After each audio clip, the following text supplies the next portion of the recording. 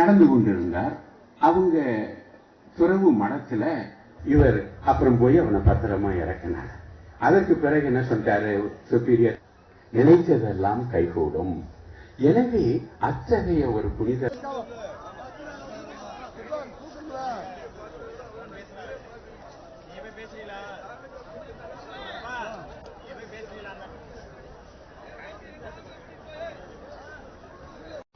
අවුරුදු ගණනාවක් තිස්සේ ශ්‍රී ලංකා රජයේ අවසරයෙන් රාජ්‍ය ආරක්ෂක අමාත්‍යාංශයේ මඟ පෙන්වීමෙන් තමයි නාවික හමුදාව මූලික කරගෙන උතුරු පළාතේ ආණ්ඩුකාර ප්‍රාදේශීය ලේකම් සහ අනෙකුත් රාජ්‍ය ආයතන මේ ඔක්කොම එක්කාසු කරගෙන යාපනයේ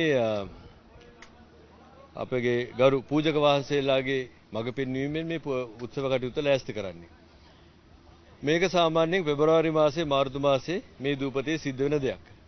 මේ දූපතේ සිද්ධ වෙන මේ සාන්ත අන්තෝනි මුනිතුමන්ගේ මංගල්‍යයට ලංකාව ඉන්දියාව වගේම ලෝක පුරාම ජනතාව සම්බන්ධ වෙනවා. ඒ කෙසේද කිව්වොත් විදේශගත වෙලා ඉන්න අපගේ සහෝදර කිතුණුවන් බොදුනු බතුන් පවා ගුවන් මගින් ලංකාවට ඉන්දියාවට ඇවිල්ලා මේ උත්සවයට සම්බන්ධ වෙනවා. හිතුව මම ගිය පාර මම කතා බහ කරලා වටහා ගත්තා ලන්ඩන්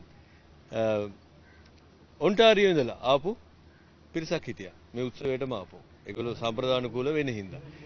ගිය අවුරුද්දේ යම්කිසි හේතුවක් හින්දා මේ ආපු පිරිස යම්කිසි අඩුවීමක් තිබ්බා. ගිය පාර ඔක්කොම හිටියේ 3500ක් වගේ. ඒ වුණාට මේ පාර ඒක ඒ උත්සාහයෙන් පිටස්තරව ගිහිල්ලා 8000කට අධික පිරිසක්. හරියට කිව්වොත් 3500ක් ඉන්දියාව දෙසින් 3500ක් ලංකාව දෙසින් ඊට වඩා වැඩි වෙන්නත් පුළුවන්. වගේ මෙතන එක්රැසුනේ මේ වාර්ෂික මංගල්‍ය ඉතාමත් සාමූහිකව සමරන්න.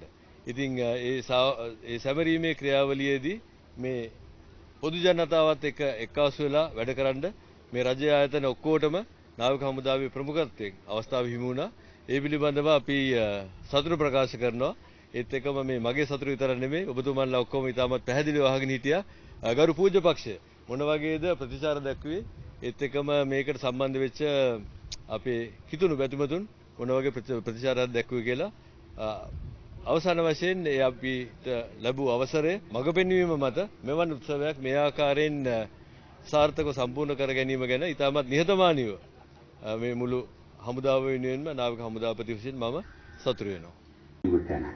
அதனால் தான் அவர் வாழும் காலத்திலேயே நிறைய புதுமைகள் செய்தார். மணிக்கணக்கா பேசணும் அப்படின்னு சொன்னார். நீதிபதி சொன்னார் அது ஒன்றும் பிரச்சனை இல்லை, மணிக்கணக்கா பேசிக்கோனார். மூணாவது கைதி கிட்ட கேட்டார், உன் கடைசி ஆசை என்னன்னு. இதை பேச ஆரம்பிக்கவே இருப்பது போல தோன்றும். கேட்பார் வினிக்கும்